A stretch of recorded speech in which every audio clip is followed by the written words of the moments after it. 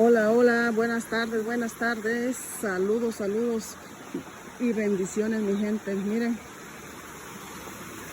ando por acá entre la siembra, miren, por allá baja el río, ¿ve?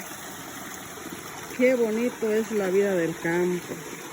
La vida del campo es maravilloso porque podemos encontrar este río, escuchar el sonido del río, escuchar el cantar de los pájaros, en las mañanas el cantar de los gallos, el latido de los perros también, mi gente.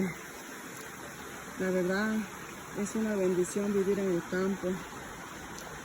Miren, la casita está por allá, está, ¿ve? Por allá está la casita. Ahorita les muestro qué tenemos sembrado por allá. El sonido del río.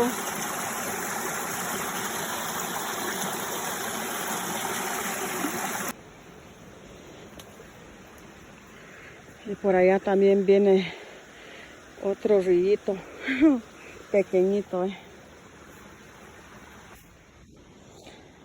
Ay, mi gente, miren nuestra cosecha. Aquí no hubo cosecha.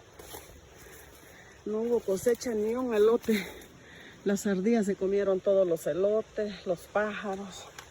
Ay, mi gente, ¿qué podemos hacer, verdad?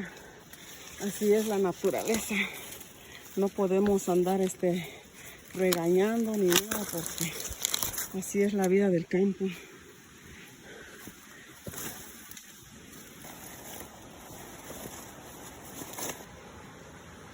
Miren acá. Acá tenemos berro. Nosotros aquí en el campo no como dice, no nos morimos de hambre. ¿Por qué? Porque acá tenemos todo. Miren este hermoso arbolito o palo. Está bueno para sembrar flores, miren. Y pues igual, escuchen el sonido del río que viene de por allá, que ya les mostré aquí adelantito en el video. O atrás acá en el video. Disculpen, es que a veces me pongo nerviosa y tartamudeo. Creo que es normal. Ay, gente, espero les guste este pequeño video.